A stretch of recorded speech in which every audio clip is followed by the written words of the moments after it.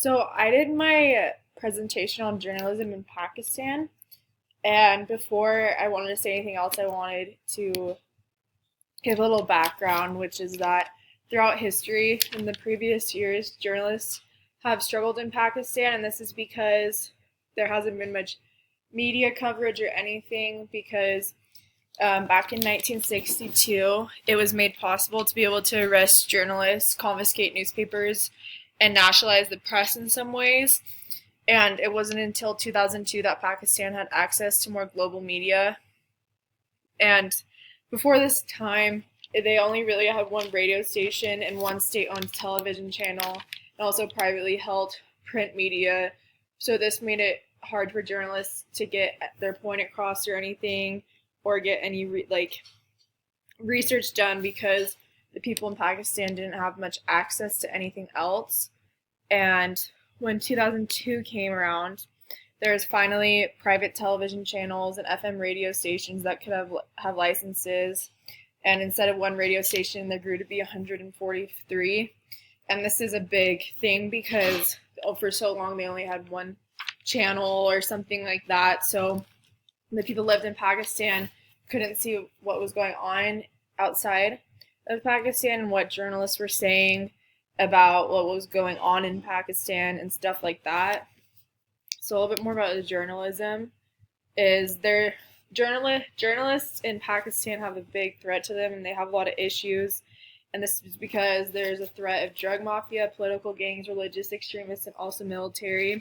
Because Pakistan was censored for so long, it's clear that the government and other people want the journalists to say a certain thing, and many journalists, that makes them nervous because they can be detained or tortured or something like that, and they are threatened with blasphemy charges. And the reason this is so scary is because this leads to the death penalty, and there's a lot of threats of violence to them.